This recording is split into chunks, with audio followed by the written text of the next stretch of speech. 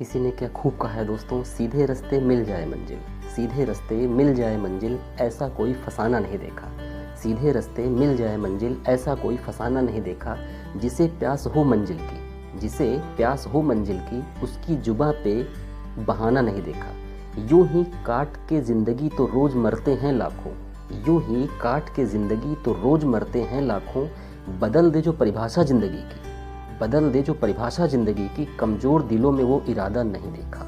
जी हाँ दोस्तों, मैं विवेक श्रीवास्तव एक बार फिर से आप सभी का अपने YouTube चैनल विज़न राइटर में स्वागत करता हूँ। और जैसा कि दोस्तों मैंने अपने पिछले वीडियो में बात किया था हैबिट क्रिएशन के बारे में, तो जो कि पॉजिटिव भी हो सकती है, नेगेटिव भी हो सकती है। और उसी कड़ी में मैं आज बात करना चाहूँगा, हम आदतों के आदी कैसे बन जाते हैं। क्रिएशन अलग चीज़ होती है और हैबिट्स के साथ कंडीशन हो जाना, कंडीशनिंग हो जाना, वो अलग चीज़ होती है। तो आज हम उसी के बारे में बात करेंगे। तो ये अच्छी भी हो सकती है, ख़राब भी हो सकती है। अब आप देखिए, उस विशाल हाथी के बारे में सोचिए जो 1 टन से भी ज़्यादा वज़न सिर्फ अपनी सूंड से उठा लेता है। ज़रा सोचिए कि उसी हाथी को एक पतली रस्सी और एक खूंटे से एक ही जगह पर बंधे रहने का आदी कैसे बना दिया जाता है, जबकि वह खूंटे को आसानी से उखाड़कर जहाँ चाहे वहाँ जा सकता है। अब इस बात का जवाब यह है कि बचपन में हाथी को एक मजबूत जंजीर और एक मजबूत पेड़ से बांधा जाता है। हाथी के बच्चे की तुलना में जंजीर और पेड़ मजबूत होते हैं।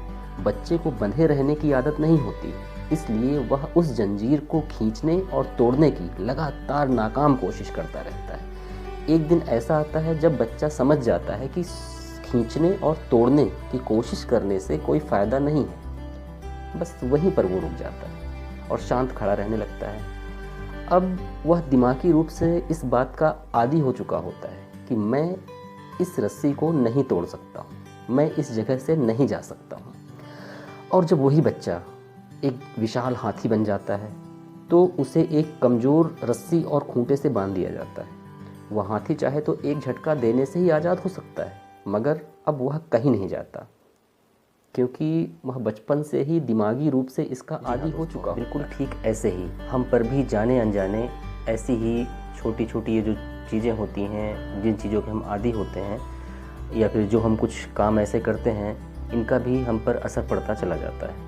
जैसी किताबें हम पढ़ते हैं, हम उसके आदी हो जाते हैं। जैसी फिल्में और टीवी प्रोग्राम्स हम देखते हैं, हम उसके आदी हो जाते हैं। जैसी संगति में हम रहते हैं, हम उसके आदी हो जाते हैं। या फिर जैसा संगीत हम सुनते हैं, हम धीरे धीरे उसके आदी हो जाते हैं।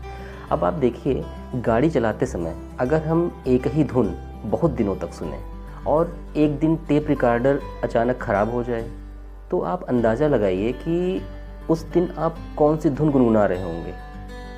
डेफिनेटली आप वही धुन जो आप डेली सुनते रहे हैं, आप वही धुन गुनगुनाएंगे, क्योंकि आप उसके आदी हो चुके हैं। अब दोस्तों, अगर एक ही काम को बार बार किया जाए और हर बार अलग अलग नतीजों की उम्मीद की जाए, तो शायद ये थोड़ा सा अनफेयर होगा। अगर आप वही करते हैं जो आप करते रहे हैं, तो आपको वही मिलता रहेगा जो आपको मिलता रहा है। आदतों को बदलने में सबसे मुश्किल बात यह होती है कि जो चीज़ काम नहीं कर रही है उसे कैसे भुलाया जाए और उनके बदले अच्छी आदतों को कैसे अपनाएं। तो हम थोड़ा सा अपने मन को समझने की कोशिश करते हैं। अब ये जो तरह तरह के एडवर्टीजमेंट्स होते हैं, ये अपने दर्शकों को प्रभावित करने में माहिर होते हैं। किसी भी कार्यक्रम के दौरान ये कंपनियां 30 सेकंड के विज्ञापन के लिए लाखों रुपए खर्च करती हैं। यकीनन उन्हें इसका फ़ायदा मिलता है। हम किसी खास ब्रांड के सॉफ्ट ड्रिंक या टूथपेस्ट का विज्ञापन देखकर सुपरमार्केट से उसी को खरीद लाते हैं। दरअसल हम सॉफ्ट ड्रिंक, कोल्ड ड्रिंक या फिर टूथपेस्ट उसको खरीद कर नहीं ले आते हैं, बल्कि हम उस ब्रांड को खरीदने जाते हैं। अब क्यों करते हैं हम ऐसा?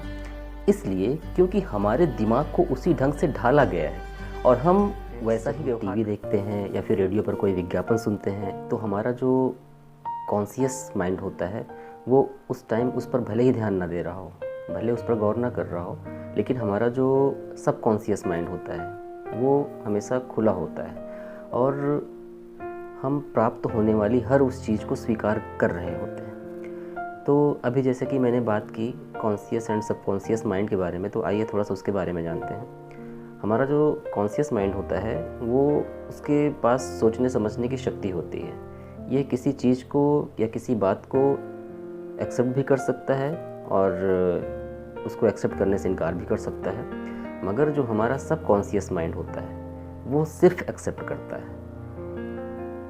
मतलब हम कह सकते हैं ये एक डेटा बैंक की तरह होता है।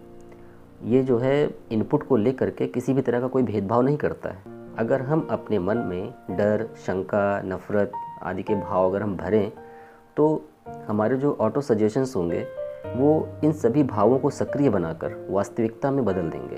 फ्रेंड्स, ऑटो सजेशंस के बारे में मैं अपने अगले वीडियो में बात करूँगा। तो अब जैसा कि हमने जाना कि जो हमारा सबकॉन्शियस माइंड है वो कितना इम्पॉर्टेंट है हमारे लिए, और इसे हम इस तरह से भी समझ सकते हैं कि हमारा सबकॉन्शियस माइंड एक गाड़ी की तरह होता है और जो हमारा कॉन्शियस माइंड होता है वो एक ड्राइवर की तरह होता है। अब इन दोनों में से अगर देखा जाए तो जो हमारा सबकॉन्शियस माइंड है वो ज़्यादा पावरफुल है। और अब आप ये इस बात समझ सकते हैं कि जो पावर होती है वो तो गाड़ी में ही ज़्यादा होगी, और लेकिन ये बात अलग है कि जो उसका कंट्रोल होता है वो ड्राइवर के पास होता है। तो जो हमारा सबकॉन्शियस माइंड है वो हमें फ़ायदा भी पहुंचा सकता है और हमें नुकसान भी पहुंचा सकता है। ऐसा क्यों होता है? क्योंकि उसमें सोचने समझने की क्षमता नहीं होती है। इसलिए हमें अपने सबकॉन्शियस माइंड को इस तरह से ढालने की ज़रूरत है कि वो हमारी लाइफ को सही रास्ते पर ले जा सके। और अब जो है, अब आप देखिए कि ये जो हमारी सोच होती है, ये इतना आदी होने के बाद, हैबिट क्रिएशन करने के बाद, उसका आदी होने के बाद ये जो हमारी सोच बनती है, इस पर हम आत्म अनुशासन लागू करने की प्रैक्टिस करके अपनी आदतों को कंट्रोल कर सकते हैं। हमें अपने सबकॉन्शियस माइंड की शक्ति का फ़ायदा उठाना चाहिए। हमें बचपन से ही अच्छी आदतें विकसित करनी चाहिए ताकि बड़े होने पर वो हमारे अच्छे चरित्र का निर्माण कर सकें। वैसे इसकी शुरुआत करने में कभी देर नहीं होती है। हर अच्छा या बुरा जो एक्सपीरियंस होता है वो कुछ ना कुछ जो डिफरेंसेस होते हैं वो उत्पन्न करता है। नई आदतों को सीखने में समय लगता है, मगर जो अच्छी आदतें होती हैं एक बार अगर उसे सीख लिया जाए तो वो जीवन को नए मायने देती हैं। अब आप देखिए कि ये जो आशावादी होना या फिर निराशावादी होना, ये भी एक हैबिट है, ये भी एक आदत है। आदतों पर दुख और सुख का सिद्धांत लागू होता है। हम कोई काम या तो सुख पाने के लिए या फिर दुख से बचने के लिए करते हैं। जब तक जो हमारा फ़ायदा होता है वो नुकसान से ज़्यादा होता है तब तक तो हम उस आदत को जारी रखते हैं, मगर जब नुकसान फ़ायदे से ज़्यादा होने लगता है तो हम उस आदत को छोड़ देते हैं। अब एक उदाहरण के तौर पर हम ऐसे देखते हैं कि जब डॉक्टर सिगरेट पीने वाले को सिगरेट पीने से मना करता है तो वो जवाब देता है, मैं नहीं छोड़ सकता। अब वो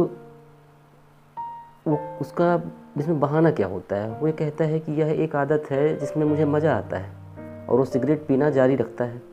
अब यहाँ बात ये होती है कि यहाँ जो ये मज़ा है वो उस दर्द से ज़्यादा है, और जब एक दिन वह एक ख़तरनाक बीमारी का शिकार हो जाता है, अब तब जब डॉक्टर कहता है कि अगर आप ज़िंदा रहना चाहते हैं तो सिगरेट पीना इसी वक्त छोड़ना पड़ेगा, और वह जो व्यक्ति होता है उसी समय सिगरेट पीना बंद कर देता है, छोड़ देता है, क्योंकि अब जो नुकसान है वो फ़ायदे से ज़्यादा है। फ्रेंड्स, सभी आदतें बहुत छोटे रूप में शुरू होती हैं, लेकिन बाद में इनसे छुटकारा पाना बहुत मुश्किल हो जाता है। और जो हमारा सोचने का तरीका जो होता है वो भी एक आदत होती है और इसे बदला जा सकता है। ज़रूरत इस बात की है कि पुरानी बुरी आदतों को बदलकर नई अच्छी आदतों को अपनाया जाए। और फ्रेंड्स, ऐसा कहा भी जाता है कि, और ये सच भी है, कि लाइफ में सफल होने के लिए हैबिट्स के साथ कंडीशनिंग होना अच्छा होता है। बस शर्त इस बात की है कि वो जो कंडीशनिंग होनी चाहिए या फिर जो हैबिट होनी चाहिए वो हैबिट गुड हैबिट होनी चाहिए। तो बस ऐसे ही जीवन के रास्तों पर चलते हुए अपनी आंखें अपने लक्ष्य पर जमाए रखें। और दोस्तों, कहा भी गया है, सफ़र की हद वहाँ तक कि कुछ निशान रहे, सफ़र की हद वहाँ तक कि कुछ निशान रहे, चले चलो कि जहाँ तक ये आसमान रहे। ये क्या उठाए कदम और आ गई मंजिल, मज़ा तो तब है कि पैरों में कुछ थकान रहे। जी हाँ दोस्तों, आप कोशिश करते रहिए, मेहनत करते रहिए, हिम्मत बिल्कुल भी नहीं हारना है। आप लक्ष्य तक ज़रूर पहुँचेंगे। नमस्कार।